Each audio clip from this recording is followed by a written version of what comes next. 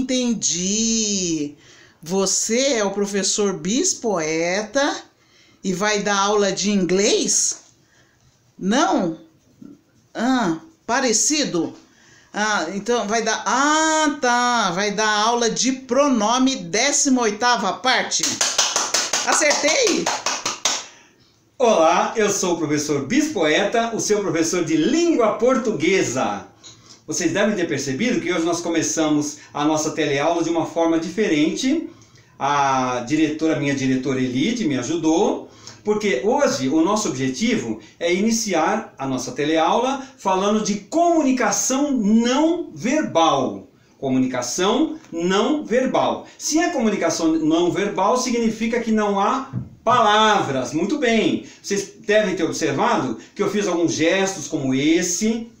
Agora, é importante destacar o seguinte: cada país tem um significado para esse gestual. Portanto, muito cuidado. Se vocês forem para a China, não façam esse sinal. Para nós aqui, é positivo. Para eles lá, é um palavrão. Então, muito cuidado. Não façam esse sinal na China, tudo bem? Mesma situação é quando nós chegamos nos Estados Unidos e eles fazem esse sinal para nós. Que para eles é ok, positivo, tudo bem. E para nós já não. Para nós é uma situação não muito agradável, tudo bem? Eu estou repetindo aqui só para mostrar. Nós estamos falando de comunicação não verbal. Por que eu estou falando de comunicação não verbal?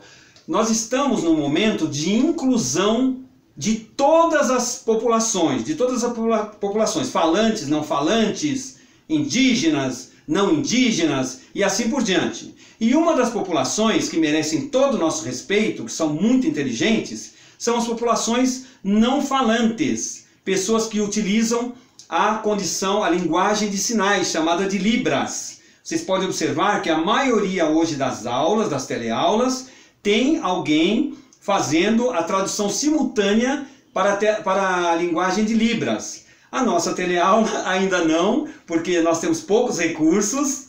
A minha diretora ainda não disponibilizou os recursos para isso, mas em breve, quem sabe, nós teremos essa condição. Inclusive, eu queria até mencionar a esse respeito, eu estou percebendo no curso que eu estou fazendo, é um curso gratuito, que eu estou fazendo online, de várias modalidades, tem várias partes. Uma das partes fala que o professor tem que se preocupar com o aluno de forma integral. Além de fazer a inclusão de todas as populações diferentes, tem que se preocupar com o aluno de forma integral. Isso significa que numa mesma sala pode ter um aluno autista, pode ter um aluno não falante e assim por diante. E o professor tem que dar conta de todos esses assuntos. Eu fico um pouco preocupado, porque eu não saberia lidar ao mesmo tempo com um aluno falante e do lado um aluno não falante. Eu precisaria ter alguém que me auxiliasse fazendo a tradução simultânea de Libras. Não sei se é esse o objetivo do governo. Bem, essa já é uma outra questão. Vamos então passar para o nosso assunto principal, que é a nossa continuação dos pronomes em sua 18ª parte. Eu estou retomando, como nós vamos fazer sempre agora. Note-se a ênfase e a oposição entre os possuidores eu e tu. E tu. O teu amor era como o íris do céu. Era a minha paz, a minha alegria, a minha esperança. Note que eu estou dando ênfase justamente nos pronomes possessivos, para que vocês possam perceber a utilização que fez Alexandre Herculano nesse fragmento de uma obra dele. Tudo bem? Se o termo vem acompanhado de modificador, não se costuma omitir o possessivo da série. Vamos a outro exemplo de Alexandre Herculano. Foi a tua dignidade real, a tua justiça, o teu nome que eu quis salvar da tua própria brandura. Outro exemplo de Alexandre Herculano, mostrando que ele, Alexandre Herculano, não omitiu nenhum dos possessivos, inclusive aqui ele colocou da tua própria, para indicar que é da própria da pessoa do discurso com quem ele estava falando. Tudo bem? Aqui eu fiz uma anotação embaixo desse quis, eu fiz um destaque para lembrar que aqui é eu quis, tu quiseste, ele quis. Aqui é eu quis. É o pretérito perfeito do verbo querer, só para mostrar a forma como ele é escrito. É com S e não com Z, viu, Elide?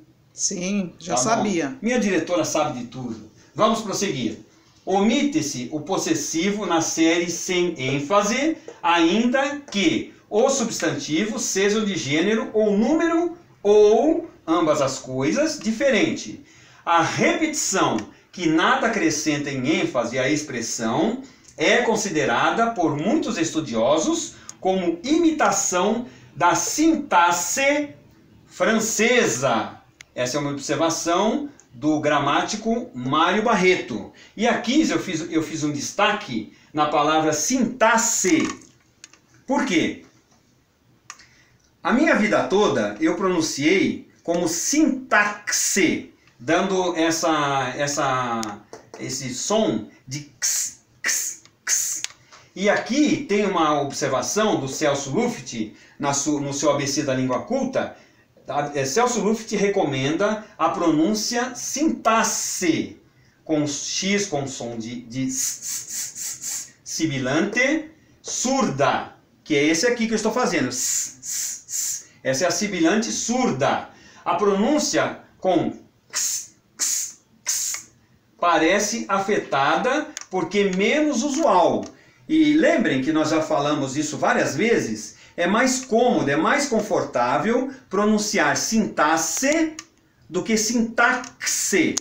Nós estamos utilizando, em vez de utilizar dois fonemas, que é o x, x, estamos utilizando um só, que é o sibilante s, s, s. Perceberam? Então esse é um pequeno parênteses para falar de fonética. Nós estamos entrando aí no campo de fonética, tudo bem? Não vou me alongar, vamos prosseguir.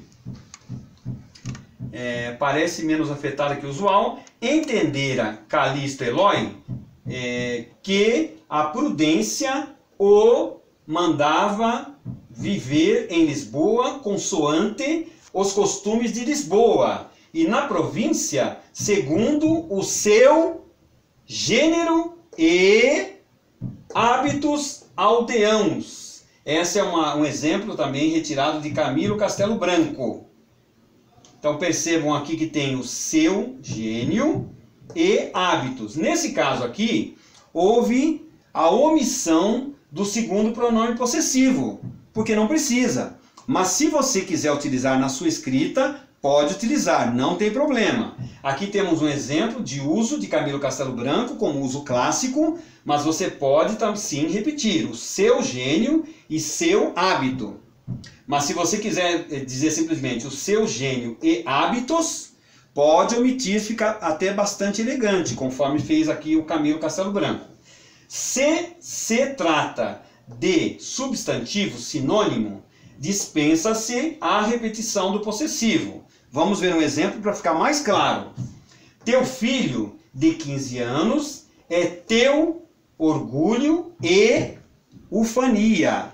Perceberam aqui a emissão do segundo teu? Aliás, aqui seria tua, né? Tuofania. Então, lendo de outra forma. Teu filho de 15 anos é teu orgulho e tua ufania. Como nós estamos usando sempre a segunda pessoa do singular, aqui nós utilizamos todo o período utilizando a segunda pessoa do singular, que é te, ti, contigo. Lembram disso? Beleza? Vamos em frente. Se os substantivos forem de significação oposta, o possessivo, em regra, não é dispensado. Não é dispensado. Vamos ver como fica. Teu perdão e teu ódio não conhecem o equilíbrio necessário à vida. Aqui não houve menção de ninguém, Elide. Isso significa que se for pro Face essa daqui, Você pode colocar como Evanildo Bechara, tá? Uhum.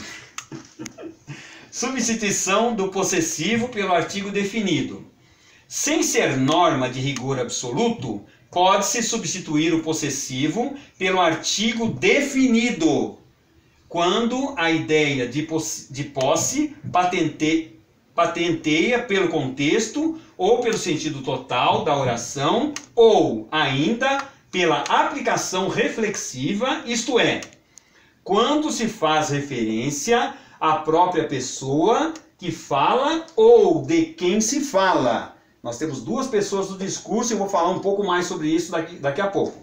Este fato ocorre principalmente junto dos nomes de partes do corpo, das peças do vestuário, faculdades do espírito e certas frases feitas. Vamos ao exemplo. Dom Fernando, que eu não cortei aqui, vou cortar agora. Ficou Dom Ternando aqui. A produção não me avisou. Dom Fernando afastou-a suavemente de si. Ela a levantou o rosto, celeste, orvalhado de pranto.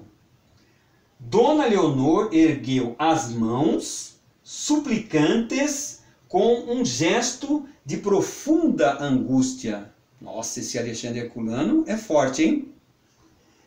Eu vou repetir.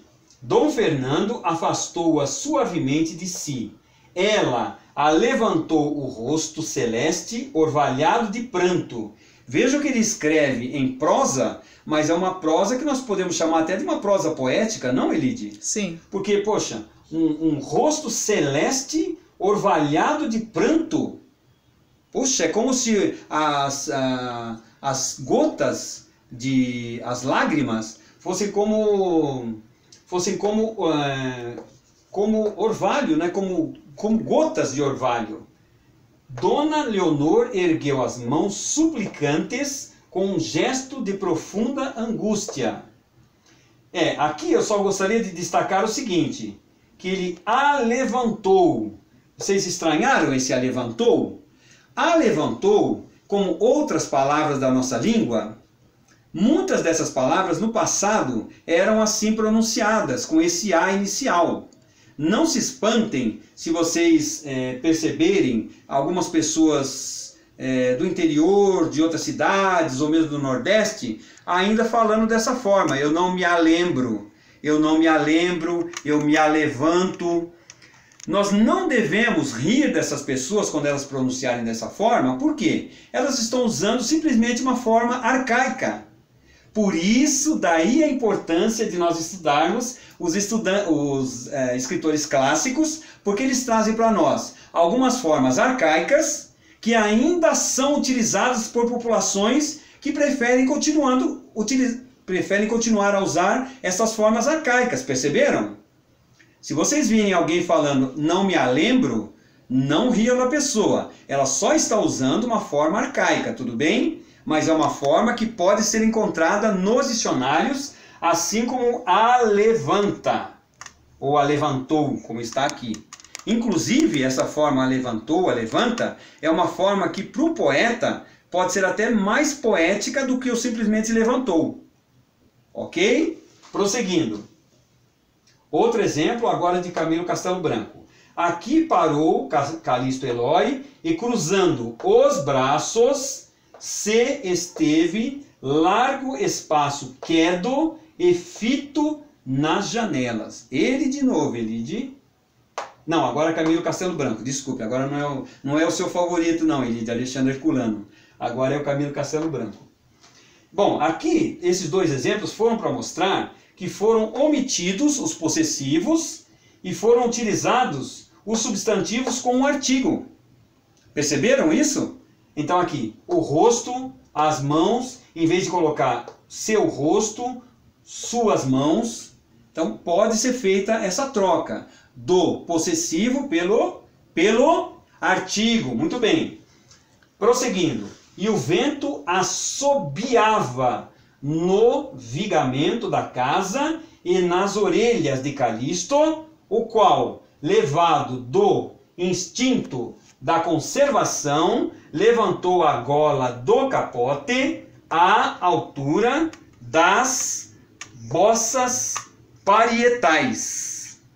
Essa é uma citação de Camilo Castelo Branco. Aqui eu quero destacar 2 pontos. Um deles é, logicamente, e que foi omitido o possessivo, e Camilo Castelo Branco deu preferência em colocar a contração da preposição de mais o artigo o. A outro destaque que eu quero mostrar para vocês é o assobiava, que algumas pessoas vão dizer ué, inclusive a Elide vai dizer ué, mas não é assoviava com V de vitória e não com B de bola?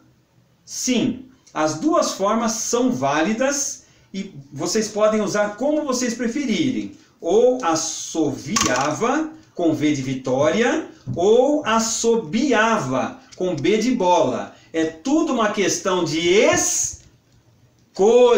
Muito bem, é tudo uma questão de escolha. Agora, já comecei a abordar esse assunto a respeito da hipercorreção.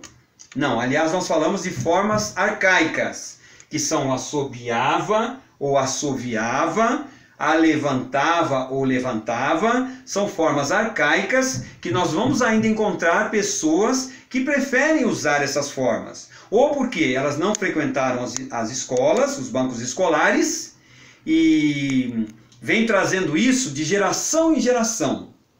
Porque vejam, as histórias no passado de quem não ia na escola eram contadas oralmente. E nessa contação de histórias de forma oral, o que acontecia? Como as pessoas, nenhuma delas frequentavam a escola, eram trazidas essas expressões arcaizantes ou já arcaicas, da forma como elas eram contadas pelo bisavô, depois pelo avô, depois para o pai, depois para o filho. E acabavam trazendo esse alevanta, assobiava ou assoviava. Perceberam? Então essa é a questão das palavras arcaicas. Uma outra questão muito interessante, a pessoa no passado que não frequentou a escola, ela podia chamar o filho, em vez de falar filho, como nós que frequentamos a escola falamos, ela poderia falar fio. Fio, fio, vem cá, fio. Vem cá, fia.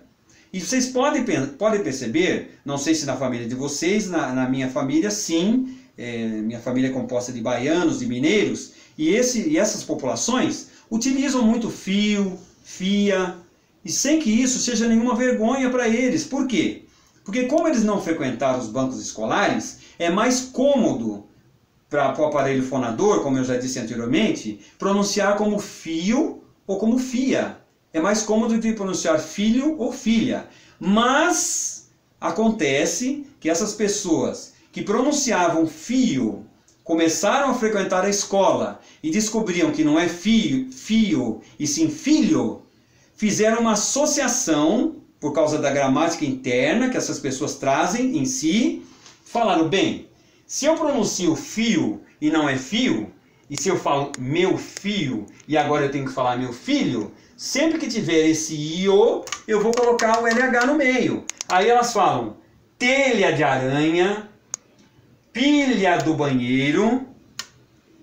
Perceberam o que é a hipercorreção? É quando a pessoa utilizava uma forma que ela desconhecia, porque ela não frequentou os bancos escolares, ela passa a conhecer aquela forma e faz essa hipercorreção de todas as palavras. Então, onde tem o io, ela começa a utilizar sempre, o io ou ia, ela vai começar a utilizar sempre com o LH antes. Perceberam? Então, não vamos rir dessas pessoas. Elas simplesmente estão cometendo um erro que até nós podemos cometer quando nós vamos conjugar, por exemplo. Nós vamos estarmos fazendo. Nós vamos estarmos fazendo. Isso também é hipercorreção. Nós vamos estarmos fazendo, não. Nós vamos estar fazendo, ou simplesmente vamos fazer, ou simplesmente faremos. Tudo bem? Todas as formas são boas de comunicação. A questão só é nós encontrarmos a forma mais adequada para o que nós pretendemos comunicar. Tudo bem? Ok. É isso que eu tinha a dizer. Ah, e só mais um último detalhe a respeito da primeira pessoa do discurso. A primeira pessoa do discurso é aquela que fala de si. Então vamos diferenciar primeira pessoa do discurso de primeira pessoa das formas que nós conhecemos: eu, tu, ele, nós, vós, eles. Percebem? Que às vezes a primeira pessoa do discurso nem sempre é o eu. É a pessoa, é aquela que fala de si. Essa é a primeira pessoa do discurso. Tudo bem? Ok? Bem, chegamos ao final da nossa aula. Acabei me alongando um pouco mais hoje, mas todas essas informações são importantes para o conhecimento de todos nós. É a socialização, conforme nós já falamos em outros módulos anteriores. E é muito importante perceber que as nossas mãos têm um papel muito importante na nossa comunicação. Vocês podem observar que eu nunca vou fazer a minha comunicação com os dois braços colados ao corpo. Senão as pessoas vão falar: ué, cadê os braços do professor? Por que ele não está se movimentando hoje? Embora eu não seja de origem italiana, mas eu também tenho esse hábito de movimentar as mãos enquanto eu estou falando. Tudo bem? Ah, e tem um detalhe também. Tem um detalhe muito importante. Tem um sinal que nós utilizamos muito e ainda aparece em alguns hospitais, que é esse aqui. Que, aliás, a Elide me pediu agora. Ela fez assim para mim, para mostrar que eu preciso ficar em silêncio, porque o nosso módulo já está terminando. Muito bem.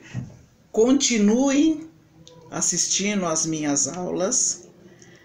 Toque no sininho para receber as notificações. Se inscreva no canal, que está aqui em cima. E também quero frisar que eu sou revisor de textos. Qualquer coisa é só chamar o Bispoeta. Ou me encontrar também no Recanto das Letras. Muito obrigado, fiquem com Deus e até a próxima aula.